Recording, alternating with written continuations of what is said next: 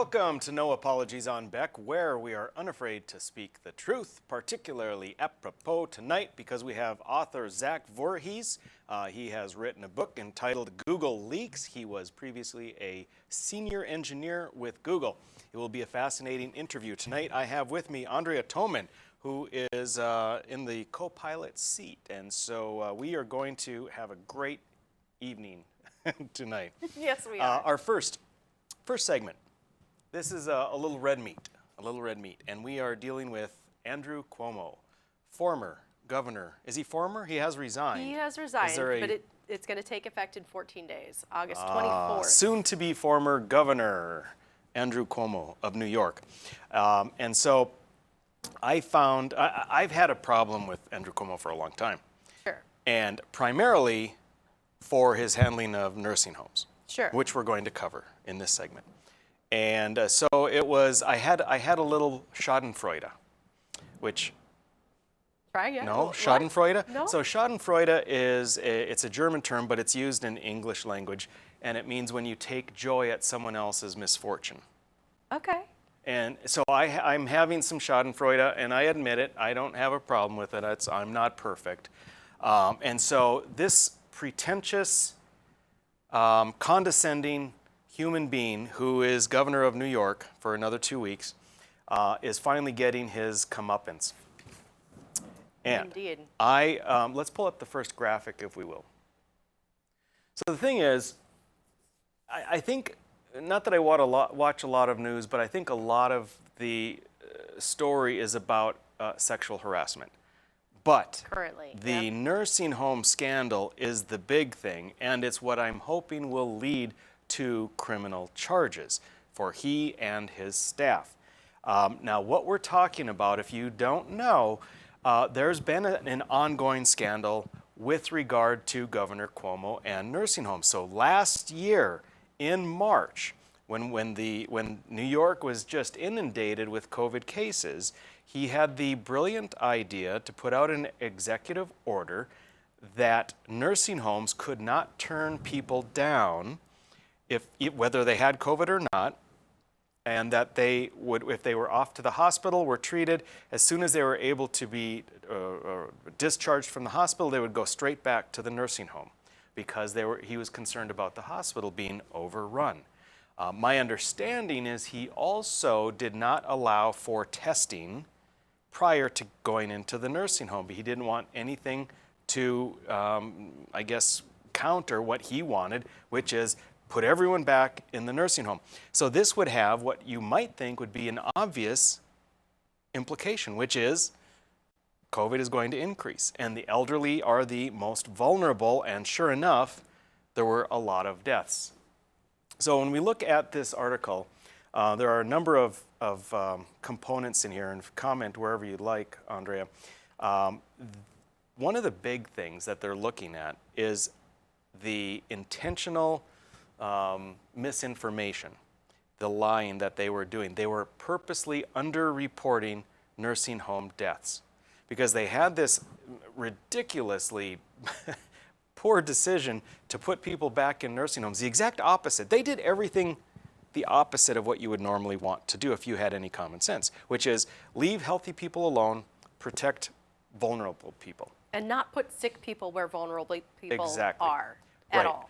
And so as people started dying off like flies, I think he became aware, like, gosh, I maybe shouldn't have done this because I'm responsible for the deaths of thousands of elderly people. Do you think he realized that? I do, because what they did then is they were intentionally underreporting the deaths. So why would you intentionally underreport something unless you knew that you had some culpability, I think. Now, I guess you could just say maybe there's no culpability, they're not blaming themselves, but they just, regardless, they don't want the numbers to look bad because Sure. they're New York. They definitely don't want the numbers to look bad. And Donald Trump was still president. Right. And so they don't want to give the Trumpster anything that could be used against them politically. And they said as much in subsequent discussions that are recorded. What they did, though, is they only counted nursing home deaths if the death occurred in the nursing home. So for all of the elderly people that became sick in the nursing home, were transferred to a hospital, died in the hospital, they weren't counted in the death total. For the nursing homes, but for COVID. For COVID, yes, but Sure. nursing home deaths, because Right. the nursing home Got it, 'cause deaths they're not is they're not in the nursing home. right, and so that was intentional. There was a lot of fighting between the New York Department of Health and Cuomo's office, where the Department of Health was saying you have to report these, and they're fighting, saying no, we don't. They didn't occur in a nursing home. And so there's a lot of stuff going on there, and there may be foul play enough that we could see maybe some charges brought up. I hope so. They did indicate that it was for some political reasons as well, which is just Certainly some fuzzy math. Right. At best. Interestingly, too, remember he put out a book. At the same time as all of this stuff is going on, Cuomo put out a book about what an amazing governor he was. He was America's governor. He got New York out of COVID. What I mean, he did the worst job possibly, aside from California. But yet he was putting himself up on this platform, and that's why this guy is he's the epitome of a slimy, weaselly politician, and I'm just so glad he's having these problems. So the Attorney General and others were looking into all of this nursing home scandal, and it was becoming a bigger and bigger deal. On top of that, then came claims of sexual harassment. Interesting. Yes. And so he was getting hit from two sides, and I think it required both of those for him to be taken down. Sure. Because no one wants to touch him. He's this very, flamboyantly powerful guy that likes to wield his arbitrary power. And what we had were numerous allegations, and some of them pretty serious, Sure. which goes beyond, I guess, sexual harassment. Of just, inappropriate comments to actually groping a woman's breast under her shirt while posing for a picture and things like that.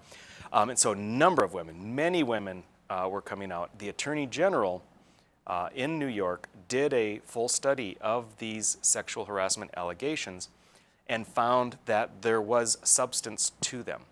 And all of this was coming about over the last 1 week or less. And you finally had people calling for his resignation. You had the New York Assembly, their legislature, pulling together impeachment proceedings to be able to impeach him. We had even the President of the United States saying, yeah, he should resign. And I think that Cuomo, with both of these attacks, found no way out. There's no helping himself. And he did resign, which I guess was this morning's news. Is that right? This morning's news. Yeah, this morning's news. So, you know what, Governor Cuomo, good riddance. Good riddance. New York is better without you. Yes, yes. One less D-bag in New York. Fantastic. I don't know if he's going to move away, though.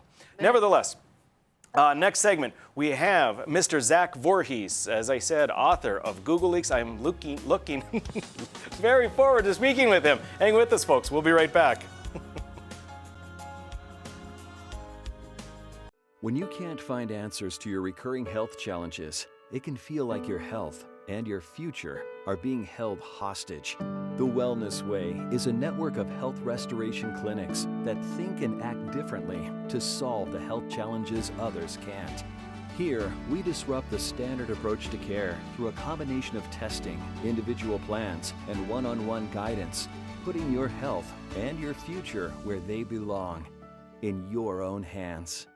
40 years ago, Aero Service Team started with one truck and lots of hard work. Times may have changed, but the hard work that we put in to get your lives back in order after fire, water, and disaster hasn't. Over the years, we've seen so many families lose their belongings due to water and fire damage. Restoring homes back to the original state has made every hour of hard work well worth it. Thank you for trusting our family with yours. When disaster strikes, you only have to make one call. Aero Service Team does it all. It's every American's right to bear arms. At Mandan Sporting Goods, we're here to help you support your Second Amendment rights, which reads, a well-regulated militia being necessary to the security of a free state, the right of the people to keep and bear arms shall not be infringed. Whether you're looking for a pistol for personal defense or collector gun, we have the staff to help you. We also have the area's largest inventory of ammo and reloading supplies. Mandan Sporting Goods, the area's local gun and ammo specialists. 40 years ago, Aero service team started with one truck and lots of hard work. Times may have changed, but the hard work that we put in to get your lives back in order after fire, water, and disaster hasn't. Over the years, we've seen so many families lose their belongings due to water and fire damage. Restoring homes back to the original state has made every hour of hard work well worth it. Thank you for trusting our family with yours. When disaster strikes, you only have to make one call. Aero service team does it all. Every great pizza has a secret. At New York To Go, that secret lies in our perfectly recreated New York water, the key ingredient to making our signature New York style pizza. We also feature Heroes with the region's only Hero meat spit, plus Nathan's hot dogs, calzones, and our delicious jumbo buffalo wings. Try a 14-inch or our special giant 20-inch pizza tonight. You gotta know how to fold them if you want to hold them. New York To Go, we deliver for you. Go for Launch 2018 series winner. Without further ado, it is my honors. Reginald. The winning team is the Flumin River Excellence. Oh my God! They won!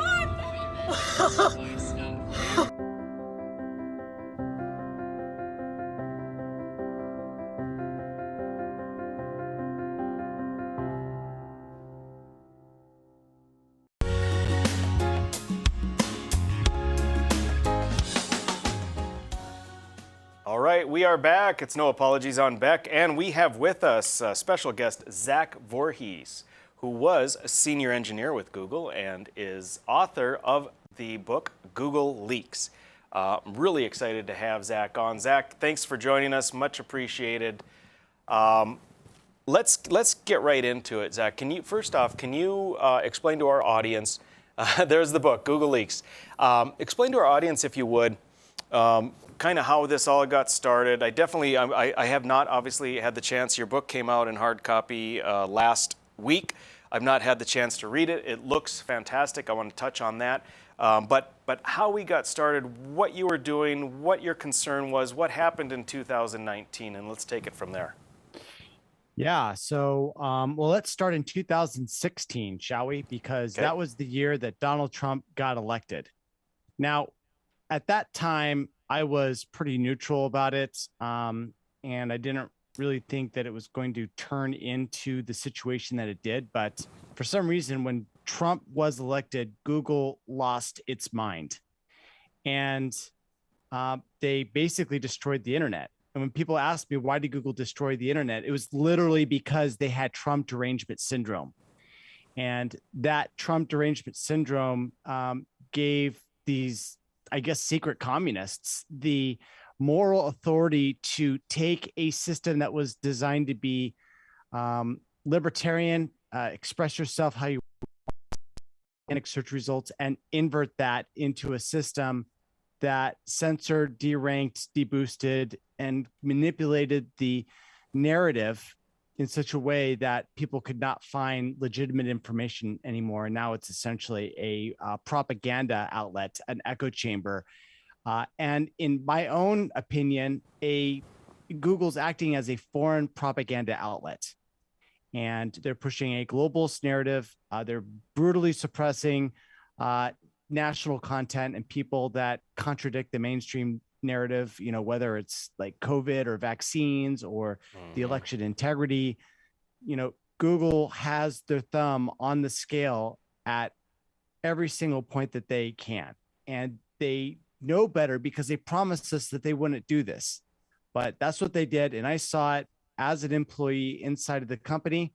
And I just started researching. I just started digging in, and I just started saying, hey, wait a minute, we're now censoring fake news. Like, what does fake news mean? And when I started to dig into the company, I started to see these slides and noticing that the fake news was all centered around Hillary Clinton. And I started to realize, well, maybe this isn't about fake news. Maybe this is about controlling the political landscape.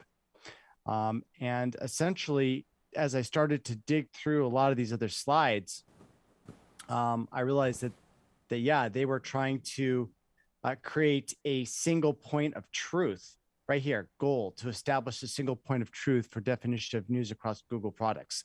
And I'm like, wow, I can't believe that they're doing that. And as the Trump derangement syndrome got higher and higher, they started doing these things like injecting blacklists into the search engines for YouTube and Google. And it was just super weird. And the thing that they actually used to insert these blacklists, believe it or not, was the Las Vegas shooting massacre. And there's really just a bunch of messed up stuff in here that you would like. They're blocking cures for cancer, and and it's all about like Vegas crisis actors and bombings in New York. And so I started to think to myself, well, what is this thing that is, taking these blacklists and, deranking stuff? And I eventually found out what it was. And what it was a system that was Let's play a game. It's called machine learning fairness. And here's like a little video about it. I'm not going to turn up the volume too much, but essentially what it does So is it's easy to think there's no human bias in that. Essentially what it does Just is because something is based on data doesn't automatically. The theory is this, okay?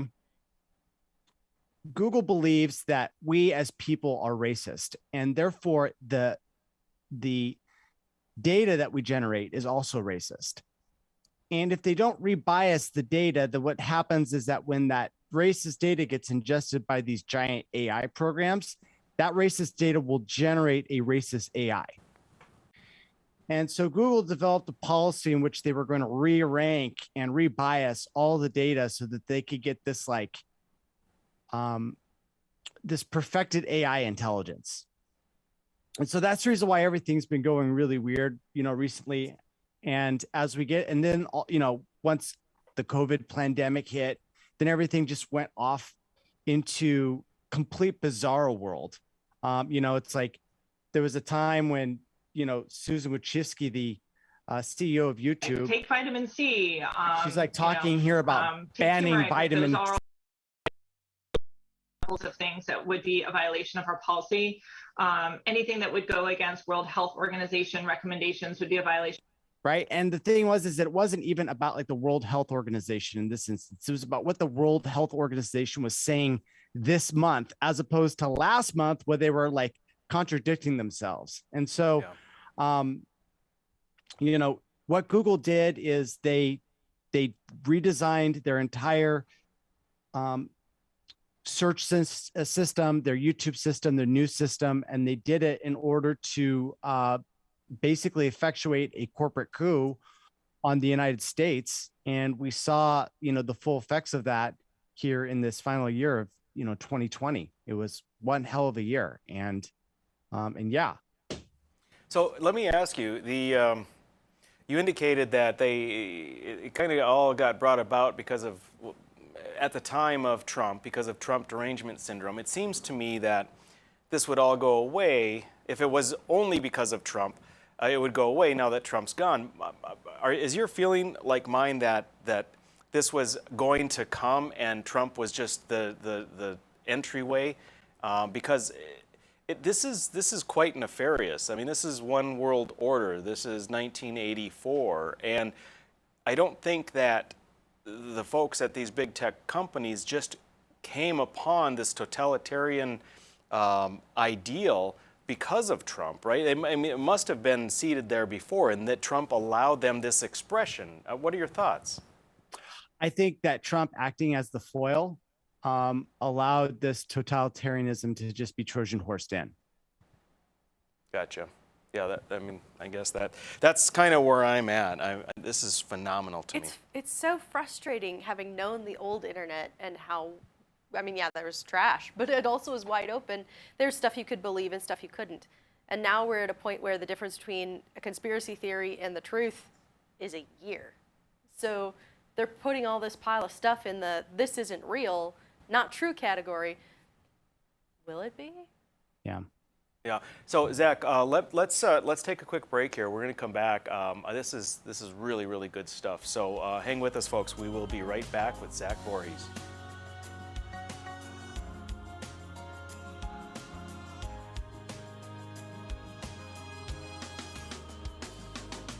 When you can't find answers to your recurring health challenges, it can feel like your health and your future are being held hostage.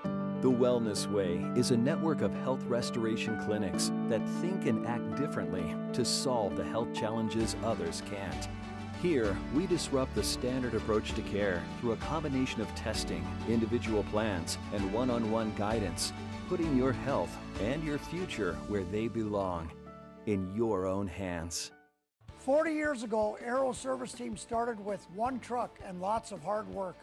Times may have changed, but the hard work that we put in to get your lives back in order after fire, water, and disaster hasn't. Over the years, we've seen so many families lose their belongings due to water and fire damage. Restoring homes back to the original state has made every hour of hard work well worth it. Thank you for trusting our family with yours. When disaster strikes, you only have to make one call. Aero Service Team does it all. Prairie Patriot Firearms and Training is the region's most complete gun and training center. 5-lane indoor range, a gun shop, and a certified training facility. Firearms training courses are offered daily for new, intermediate, and advanced shooters. If you're not comfortable in a classroom setting, Prairie Patriot offers one-on-one private lessons, from basic self-defense training to concealed weapons testing, along with a full line of guns, ammunition, holsters, and concealment clothing. Prairie Patriot, 3930 Memorial Highway, prairiepatriot.com. 40 years ago, Aero Service Team started with one truck and lots of hard work. Times may have changed, but the hard work that we put in to get your lives back in order after fire, water, and disaster hasn't. Over the years, we've seen so many families lose their belongings due to water and fire damage. Restoring homes back to the original state has made every hour of hard work well worth it. Thank you for trusting our family with yours. When disaster strikes, you only have to make one call. Aero Service Team does it all. Every great pizza has a secret. At New York To Go, that secret lies in our perfectly recreated New York water, the key ingredient to making our signature New York-style pizza. We also feature gyros, with the region's only gyro meat spit, plus Nathan's hot dogs, calzones, and our delicious jumbo buffalo wings. Try a 14-inch or our special giant 20-inch pizza tonight. You gotta know how to fold them if you want to hold them. New York To Go, we deliver for you. It's every American's right to bear arms. At Mandan Sporting Goods, we're here to help you support your Second Amendment rights, which reads, a well-regulated militia being necessary to the security of a free state, the right of the people to keep and bear arms shall not be infringed. Whether you're looking for a pistol for personal defense or collector gun, we have the staff to help you. We also have the area's largest inventory of ammo and reloading supplies. Mandan Sporting Goods, the area's local gun and ammo specialists.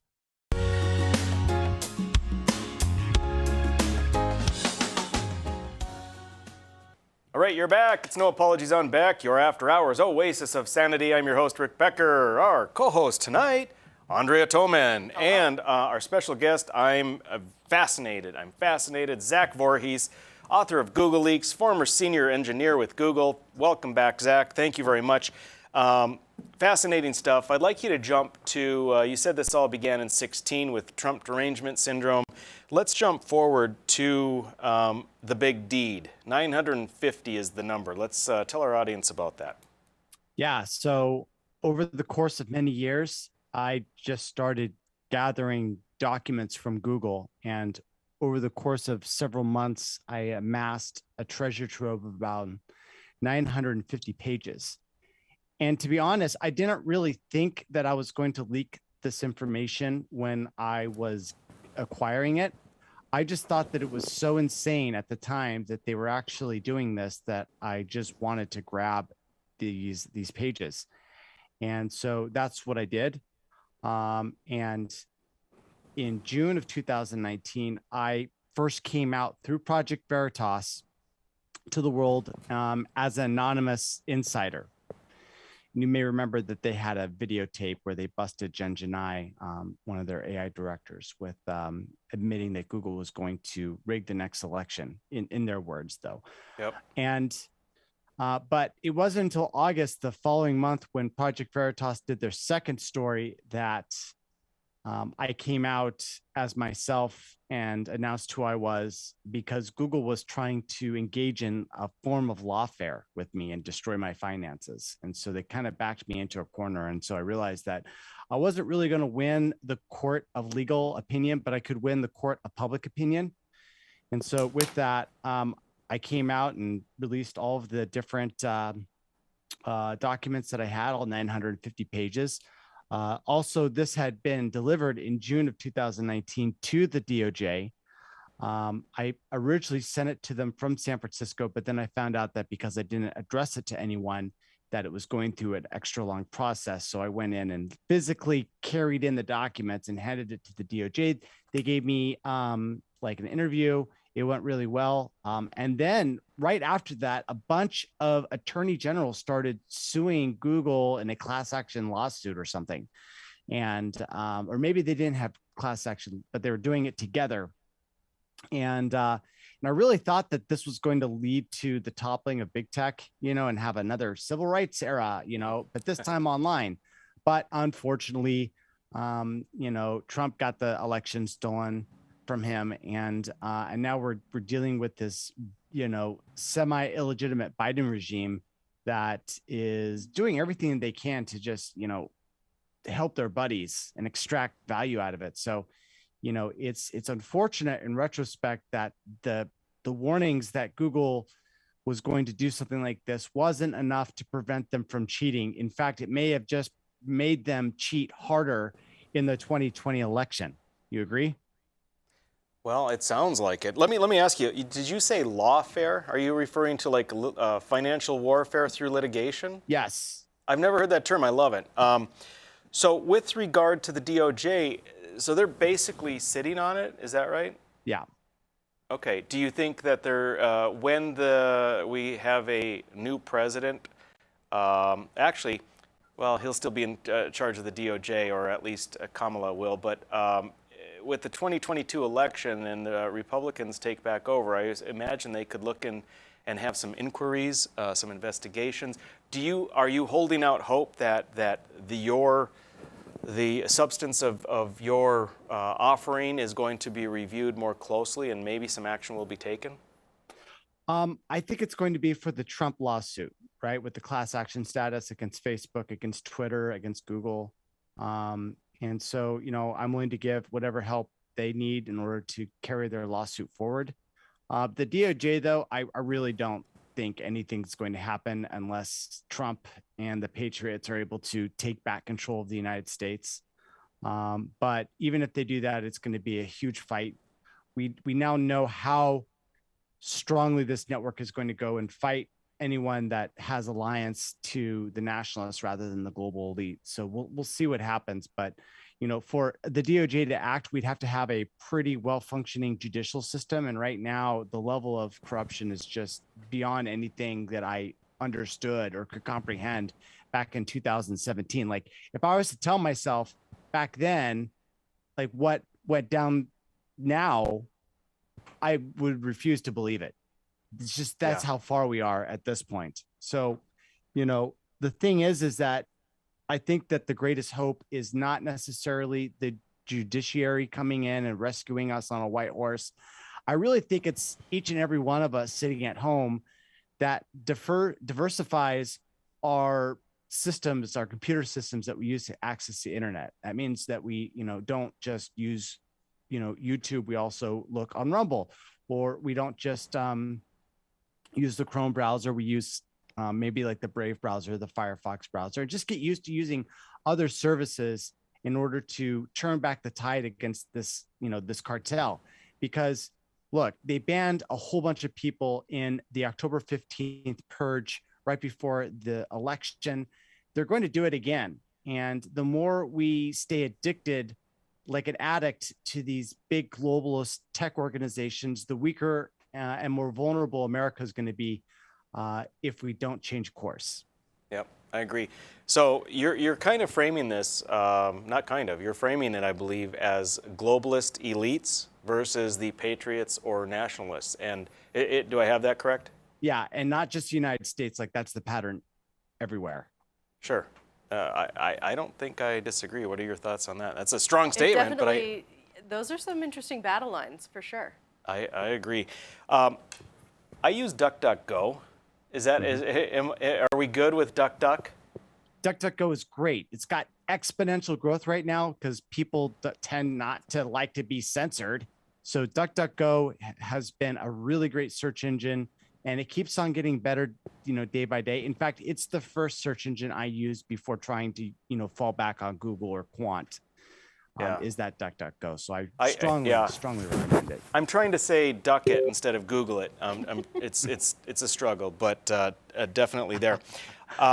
So what does the future look like? I mean, I don't understand why these highly successful people that are prospering from the capitalist system, the free market system, are so bent on this sort of totalitarian mindset. Where do we go from here? Is there a hope? I'm looking at your book, and I'm looking at Chapter 5, Building the Ministry of Truth.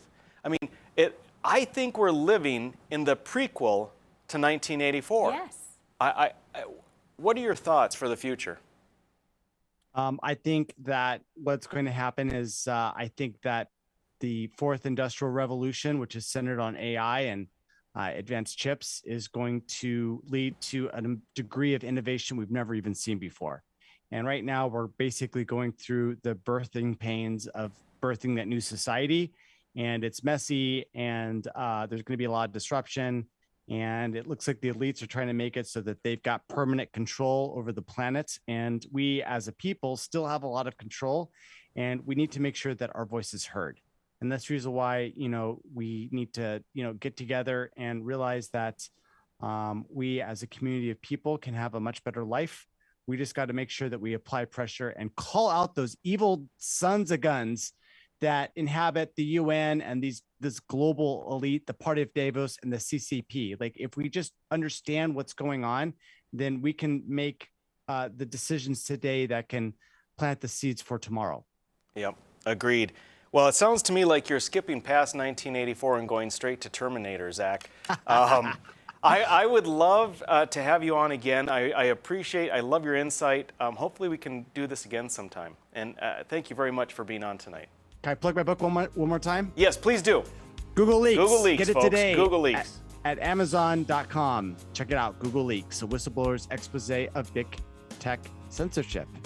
All right, Zach Vorhies, thank you. All right, ladies and gentlemen, we will be back with a Freedom Fest interview. Stick with us.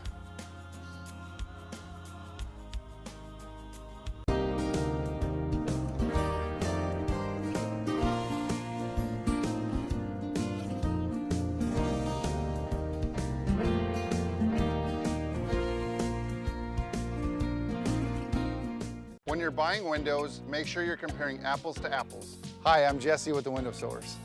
We only sell you the best windows and doors for the best price.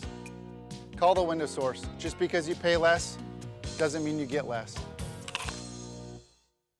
Every great pizza has a secret. At New York To Go, that secret lies in our perfectly recreated New York water, the key ingredient to making our signature New York style pizza.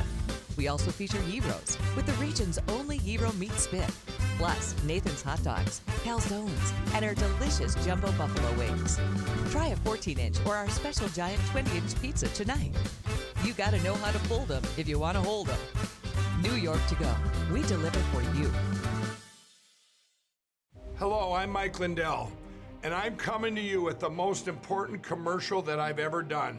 All of you know what MyPillow and myself have gone through in the last 5 months in my efforts to bring the truth forward.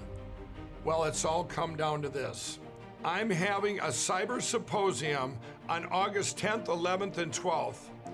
This historical event will be live streamed 72 hours straight on my new platform, frankspeech.com.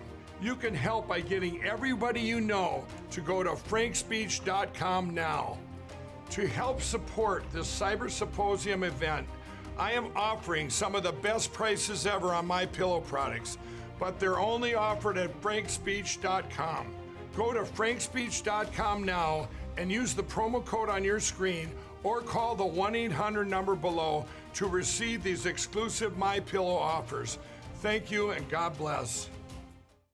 It's every American's right to bear arms. At Mandan Sporting Goods, we're here to help you support your Second Amendment rights, which reads, a well-regulated militia being necessary to the security of a free state, the right of the people to keep and bear arms shall not be infringed.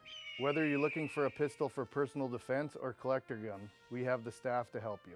We also have the area's largest inventory of ammo and reloading supplies. Mandan Sporting Goods, the area's local gun and ammo specialists.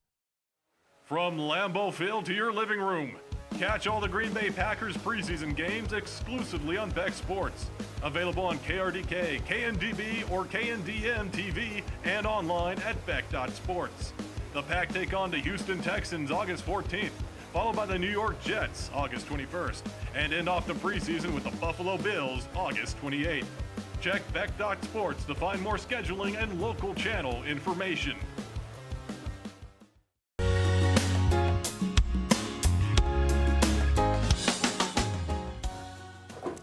Hey, welcome back. It's No Apologies, and we're going to go straight to an interview at Freedom Fest. Love it. Oh, you're going to like this guy.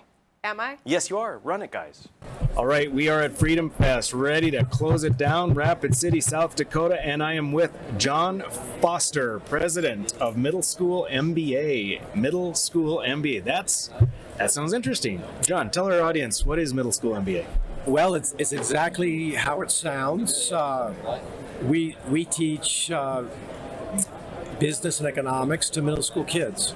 And the stuff that we're teaching is actually graduate level material. So hence the MBA as in Masters of Business Administration. Mm-hmm. So it's basically an executive MBA for middle school kids. So we have kids from 11 to 17 who are in the course of 25 hours learn all the fundamentals of business and economics. Wow, that sounds overwhelming. Do the kids have to pass an aptitude test to be able to take this curricula? That's a great question, but no, what they have to have is 6th grade reading and math skills. Okay. And that's the only requirement. So we even have some 4th graders taking it who have those capabilities. Really? Yeah. But no, we've made it so intuitive and so easy to follow that we can teach kids really, really young. Huh. So go into it a little bit more, if you will, on what the process is. It's a lot for people to think that you can have graduate level understanding of economics at such a young age. We generally think of the kids as that's just something outside of their league. They don't understand any of this, but it sounds like you must be able to break it down into a format that they can not only digest but retain. Yeah, you're exactly right. So the first thing is that we have this breakthrough 3D model that we use so that kids can see the economy. They're not just abstract concepts. They can see an economy that's built of businesses, and then we can deconstruct each business and look at the parts of it, and then we can put it all back together. So with this visual model, it's very, very easy to see what's going on. And that's the very foundation of the thing. And then from there, we have lessons that are constructed in a really intuitive step-by-step way that leads their teachers. One of the magical things about this curriculum is we don't teach it. We stream into your classroom, and then your teacher gives the lessons. So you have a teacher who has no background in business and economics, no problem. We're built to handle that. So everybody feels like they're punching above their weight, both the kids and the teachers. Wow. And so that's how we're able, you're totally right. And in most cases, people think, well, you can't even discuss economics until high school or college maybe.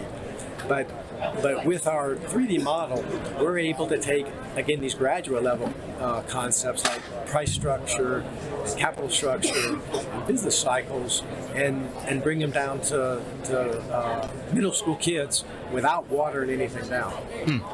I just find that so intriguing because it seems to me if you're able to give that sort of foundational understanding of economics at such a young age, as they go through high school and college, they'll view things entirely differently than someone who doesn't have that knowledge. And it seems like they're going to be set up to be entrepreneurs, so much more likely than a kid who doesn't have this knowledge. You're so right. We change everybody's worldview when they take it. Not only the students, but the teachers as well. They all come away seeing with a grasp of the entire commercial world, and yeah, they just have a different perspective. One of our taglines on the website is, "We're not training workers. We're empowering entrepreneurs and awakening leaders," and that's what our goal is. Wow, I love it. Love it. So you said you stream into the classroom. So maybe not. Does it matter the size of the class? Does it matter if it's a public school, private school, home school? How does that all work? Yeah, great question. So you need a website. You don't need a website. You need an internet connection, and a classroom. And typically at least 3 or 4 kids in the class, because we have a lot of different activities where they may negotiate with each other, or they may pitch companies to each other. Lots of really hands-on stuff where it's good to have more than one kid. So and we're in public schools, charter schools, private schools, summer camps, just anywhere you've got 3 or 4 kids that need an engaging, fun, always their favorite class. It's amazing that we're not just cramming this stuff down their throat. You know, from the get-go, we said, we have to, first, we're not required. There's no requirement for economics in middle school. So there's no mandate that the school have us there. Second of all, we're a for-profit company, so it's not free. They have to pay us. And so from the beginning, we said, we have to be so good and so compelling that people will pay us to do things they don't have to do. Right. And that's what we build. Yeah. And every time we see that the kids love it, the teachers love it. The teachers tell us that they're using these concepts in all of their other classes. They say, we take middle school MBA concepts and we use them in English and in history and math. So yeah, it permeates, just like you said, it permeates their thinking. I love the idea that you're having the kids, I guess, role play or engage each other as though they are having transactions or developing some type of business model or whatever. I would imagine that is just very, very valuable. It is. It's extremely valuable, and everybody understands that. The kids even understand that. They see it and they say, this is authentic. This applies to my life. I know how I can use this every day, and so it is. It's extremely valuable, and we've made it so digestible. I mean, when these kids, they very quickly become skilled and sophisticated negotiators. In fact, sometimes we have parents say, could you have my kid a little less good at negotiating, please? That's funny. Because they, we do good cop, bad cop. We have how to break good cop, bad cop. Every kind of negotiating tactic you want to think about. We're teaching it, and we have a framework that goes step by step, so the teacher can take them through it. Right. And these kids are naturally competitive, and they just eat this stuff up. Yeah. You indicated that it could also be a summer camp or done during a summer camp. So how many hours does it take to get through the MBA program? So it's 25 hours, 25 classroom hours. So if you're a summer camp, you can do it in 5-hour days. So typically it's a 1-week thing in a summer camp. Mm-hmm. In a regular school year, it might be 1 day a week for 5 weeks. Yeah. No, 1 hour a day for 5 weeks, 25 hours. Or, it's very flexible however they want to schedule it, but it's basically 25 hours of classroom time. Oh, excellent. How long has your program been around? About 3 years now. 3 years. We've been in schools. We've been developing it. I started as a junior achievement volunteer and was teaching the junior achievement curriculum in schools. And then I developed this curriculum along the way. And then we've made it into middle school MBA. So it's been a good decade in the making, but we've actually had the product in schools for about 3 years now. Fantastic. Well, I'm so intrigued, and as I mentioned earlier, if my kids were young enough, I would do this in a heartbeat, no question. So I'll see if I can get my grandson in. He's not quite to the age yet, but he will be. And at any rate, thank you for joining us. I love the idea, love the concept entirely. Well, send your grandson over to middleschoolmba.com. Okay. And he can pick up a few things there that he'll enjoy. Our linking model is there on the website. Middleschoolmba.com. Right. Okay. I'm going to have him do that because I do think he's at a definitely math and reading comprehension in 6th grade. There you go. A couple grades ahead. So perfect. Awesome. Thank you, John. Appreciate it. Thank you so much. You bet. All right. So I'm intrigued by it. We got to check it out. What are your thoughts, Ms. Homeschool? We could set this up. We could do this for like a week, and you can send your grandson over, and we'll have fun. Okay. All right, folks. Next up, Toman Homeschool. Shocker. Lesson. Stick with us. We'll be right back.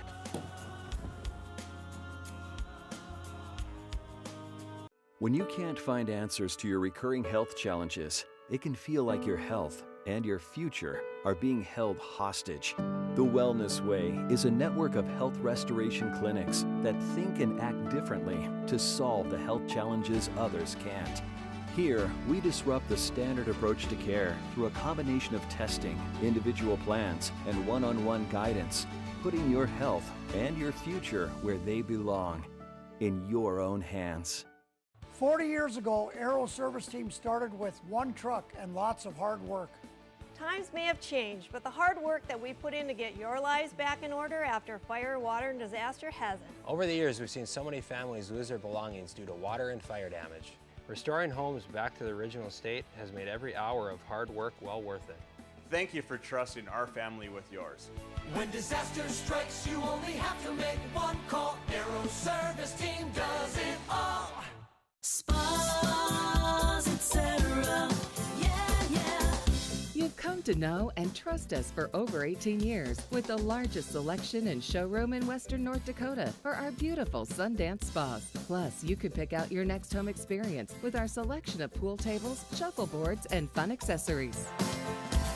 Spas, etc. Your relaxation destination on Main and Bismarck. 40 years ago, Aero Service Team started with one truck and lots of hard work. Times may have changed, but the hard work that we put in to get your lives back in order after fire, water, and disaster hasn't. Over the years, we've seen so many families lose their belongings due to water and fire damage. Restoring homes back to the original state has made every hour of hard work well worth it. Thank you for trusting our family with yours. When disaster strikes, you only have to make one call. Aero Service Team does it all. Every great pizza has a secret. At New York To Go, that secret lies in our perfectly recreated New York water, the key ingredient to making our signature New York style pizza. We also feature gyros with the region's only gyro meat spit, plus Nathan's hot dogs, calzones, and our delicious jumbo buffalo wings. Try a 14-inch or our special giant 20-inch pizza tonight. You gotta know how to fold them if you want to hold them. New York To Go, we deliver for you. It's every American's right to bear arms. At Mandan Sporting Goods, we're here to help you support your Second Amendment rights, which reads, a well-regulated militia being necessary to the security of a free state, the right of the people to keep and bear arms shall not be infringed. Whether you're looking for a pistol for personal defense or collector gun, we have the staff to help you. We also have the area's largest inventory of ammo and reloading supplies. Mandan Sporting Goods, the area's local gun and ammo specialists.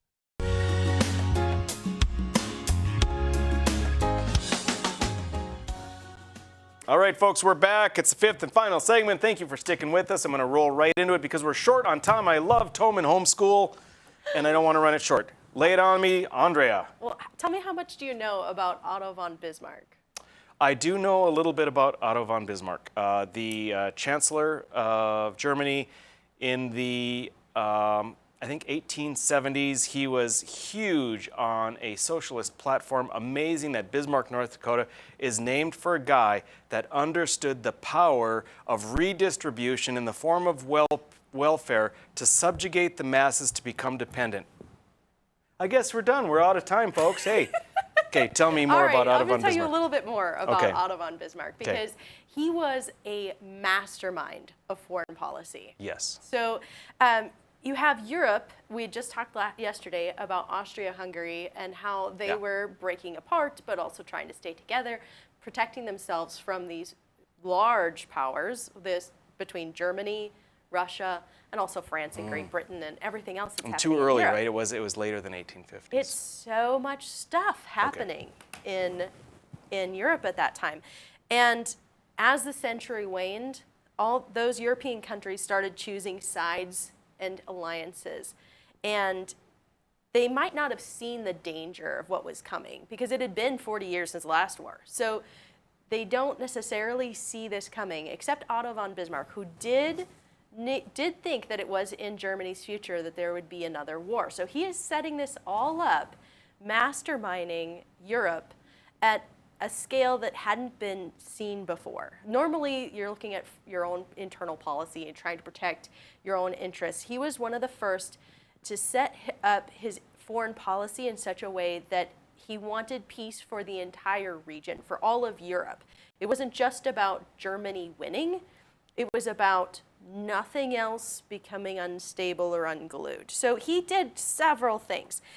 He wanted to make sure that the other great powers in Europe believed that he had no further territorial aspirations, that he wasn't going to try and annex all these other little countries, right? Yeah. And that was specifically because he didn't want them to come after him. So he significantly altered the balance of power in Europe by the creation of that Germanic Empire, and he feared war on two fronts, both from Russia and from France. So how does he balance these two major national interests? He had three goals: to keep peace in Europe as a whole, make alliances for when Germany would be attacked. He believed that that would happen, so making alliances for that day. And to keep Russia and France from ever forming an alliance, because those he felt were the two biggest threats to Germany in the middle there. So that led him to do all kinds of things. He started the Three Emperors League, which coalesced the three imperial nations. So then you have Germany, Austria, and Russia in a very loose alliance under the Three Emperors League. And their goals were to suppress revolutions within their countries. We talked about Austria and how they managed to suppress revolutions, both at home, and then the prevention of other powers forming coalitions against any one of them. So they didn't want anybody else to get together and go against Germany or Austria or Russia, right? And there's an intricate web of treaties that he negotiated between his allies and against the threats that he saw. So it's not necessarily like we're not friends, but if that guy comes after us, you're with us, right? Okay, good. And he set that up at a very detailed, very, very intricate level. He set up the Three Emperors League. He set up the Triple Alliance with the Italians, Germany, and Austria. So just layer upon layer of foreign policy. It was so incredibly complex, though, that his successor, William II, who was the new German Kaiser, kicked him out when he came to power. But he was unable to maintain that balance of power in Europe, and eventually the whole thing imploded.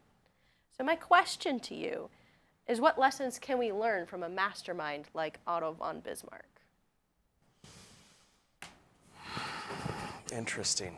Well, from what you've described, lesson number one would be take control of who your successor is going to be. Aha, succession planning. Yes. Essential. Very essential. And of course, that you can learn about that all through Greece, through Roman times. I mean, gosh, the succession planning that the Romans had. I mean, They handpicked their heirs. Right. I mean, who the heck was it? Killed his mom, killed his brothers, anyway. So succession planning is going to be big. I think he was successful, and I got into the redistribution and welfare, but yeah, I agree. His foreign policy and the ability to form alliances, phenomenal, because I think he staved off what appeared to be certainty of war, and he held that off to the greater good of his country and his people. So I think that what we can learn is that this works, but only if you can look forward and maintain those types of alliances, which means you have to control who is going to succeed you. I think succession planning is an essential component of it. What am I missing? One thing that I look at, and one challenge that I myself take away from it, is design your systems so that they're efficient and not so complex that they're not maintainable by someone else. So don't necessarily, a beautiful system is an elegant system is simple. And Bismarck's system wasn't simple enough for his successors to maintain, or for any other nation within Europe to maintain. So Otto did not have the KISS principle. No. Keep it simple, stupid. Especially if you don't have control of the successor. Yeah. Interesting. I like it. I like it. Who was his successor? William II? William II. Yeah. Interesting. I like all this history stuff. So, but let's go back to the redistribution and welfare. Sure. Is that part of your lesson at all? And when you talk about, or are you when you do this type of lesson with Otto von Bismarck, sure, is it at this particular aspect, or do you cover all aspects of Otto? So the kids read about a week's worth of material, and this discussion lasts about an hour, in which we go into all those details and arrive at a question.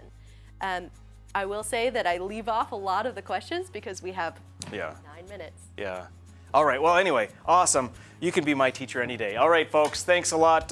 We are going to be back tomorrow night. We've got a great interview. I think it might be Tony Garrig. I'm not sure. He's up this week, but stick with us, and we'll be here tomorrow.